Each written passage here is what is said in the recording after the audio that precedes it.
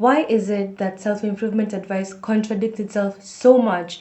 You finally decided to get your life together, whether that's by improving your mindset, finding more meaningful connections, or building confidence. So you look out there for advice. But here's the catch. The Stoics will tell you to power through everything that life throws at you. The manifestation gurus will tell you to let go and everything just aligns because the universe is in your favor. That one nonchalant friend has no care in the world, but everything seems to work out. As someone who's just starting out or is stuck in their wellness journey, who exactly are you supposed to follow? If you feel confused, overwhelmed, or frustrated by where you are at in your healing journey because you just don't know where to go, I am so glad this video found you because I went through the exact same thing. Hi, I'm Ollie. Welcome or welcome back to my channel where I empower you to become the best version of yourself and to create a life you love waking up to. For the longest time, all the advice I followed never really resonated with me. Every single time I tried following someone's step-by-step guide to improving my life, I always felt so drained and I genuinely thought there was something wrong with me because every single time I tried, I would either make very short-term change and end up back to where I started or even worse than I started. That's until I realized that I was looking at healing and self-improvement all wrong. Here, I'll give an example.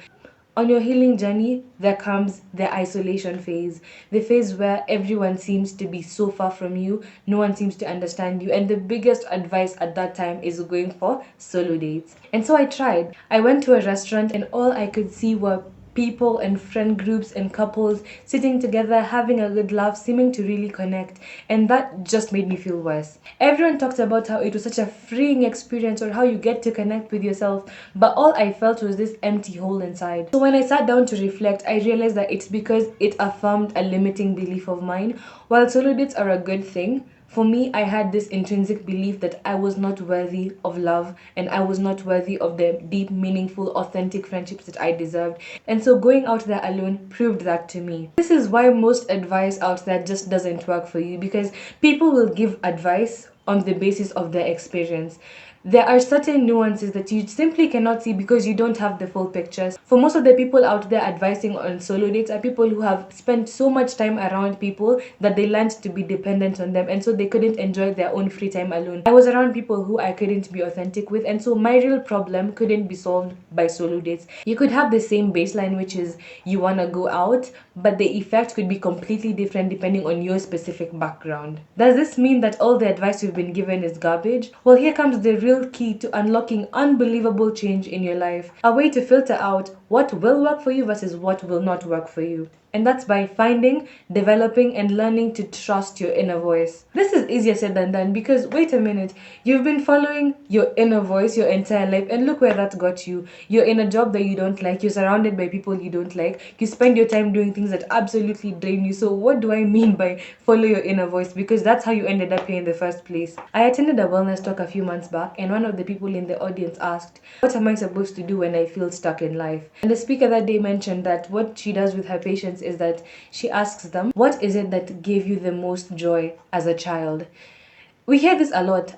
Healing your inner child. It's not about the freedom to play with mud and have no care in the world. It's about who are you without external influence. My definition of your inner voice or your internal compass is your authentic self, the part of you that knows your true desires, your true values, your true meaning for life. So here's the thing, you've always had your inner voice right there. From childhood even up to now. The only problem is at some point, it changed from being creative to being restrictive. We spend so much time focusing on what other people want, what we can give to other people, people pleasing, competing with the people around us. That's how we lose our inner voice. So how do we start finding it once again? My biggest aim would be to remember how it feels to be understood by you. Because if we really think about it, what is life even about if it isn't to experience everything that life has to offer? And who better to understand what it is that you truly need than yourself? I have always enjoyed nature. Back in high school, we had a very tranquil environment. There were big fields and there were beautiful trees and they would drop purple flowers. It was such a beautiful experience. I was a bit of a workaholic, but it was compulsory for us at 5 p.m. every single day to go engage in club activities. And I would walk around and I would listen to the wind. I would listen to how the sound of the wind would change depending on the position of my face and how I walked. I would feel the wind on my face. And something inside me would tell me to breathe and just inhale the fresh air that was there. And I'd open my eyes and I would see the birds, and I would find myself trying to look at the patterns they would make. The feeling of wind on my skin made me feel alive. I would always hear this voice at the back of my head say, this is what I want to feel. I want to feel more of this. I want to feel relaxed. I want to unwind. And this is because at the time, the biggest problem I was facing was I was under a lot of pressure. There was a lot of tension. Now that I look back, it wasn't necessarily about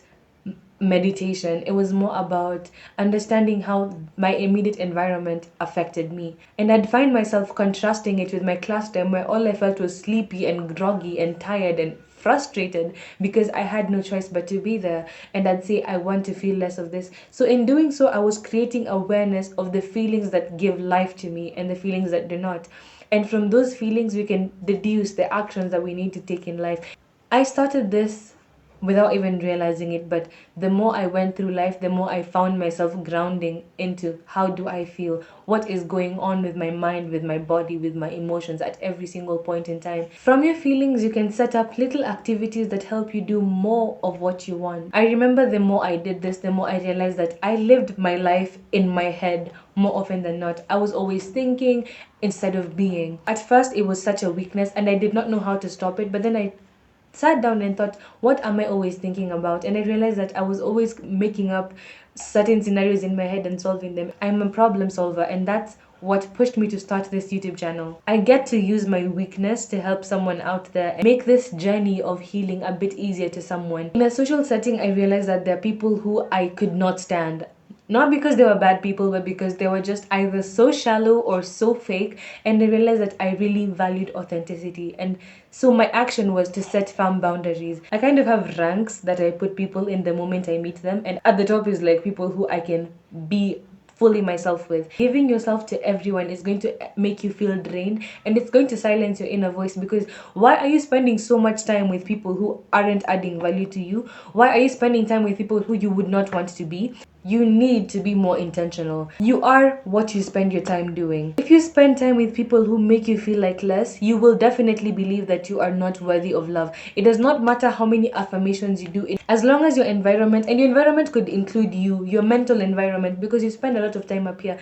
If your environment is toxic, there is no way you're gonna get better. When you find out that a flower is withering, you change the environment, not the flower. You are a flower, but you've been placing yourself in environments that make you feel worthless, they make you forget the beautiful, kind, caring soul that you actually are. So it's time to change. It's time to be more intentional. Find out what is it that's draining you so much, and that's where you need to start. Look at how it's affecting you and what you can do to change that. Look at other people who are doing what you want to do and see how they're incorporating the change into their lives.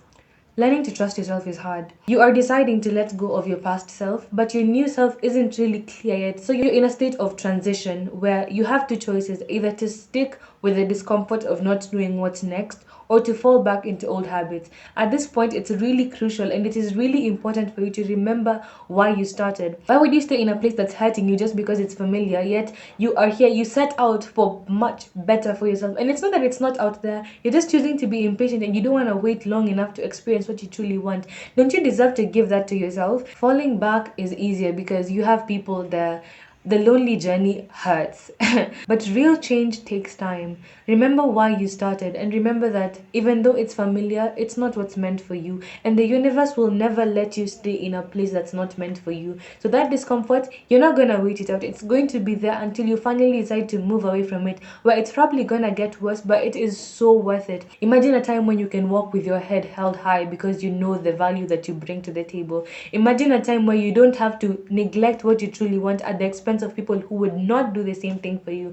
Imagine a time where you wake up and you're excited because you know that every single day is an adventure. Think about that when you're in that state of darkness, and remember that this is meant for you. The universe is working to bring you there, and it's okay if you fall back. It's okay if you go back to old habits. It's okay if you go back to toxic cycles, but the moment you realize that, take yourself out of that. You can always try again. Say to yourself, I don't need to have everything figured out. That's what life is about. I have my entire life coming up, so what's the rush? So to sum it up, Self improvement isn't about how many goals you can achieve or how fast you can make drastic changes in your life. It's about how deeply you connect to yourself, how well do you understand your needs, and how able are you to fulfill those for yourself. For today's question, how did spending time with me make you think and make you feel? The healing journey can be lonely and confusing, which is why I created this channel to share with you my experiences, to show you that you're not alone, to give insights wherever I can, and to overall learn. So feel free to share if you feel like you have a different approach to things. So if you'd like a few friends to tag along in your journey, please consider subscribing. I post every single Wednesday. You got this. I'd love to be here for you in any way that I can. Take care. I love you and mwah, see you in the next one.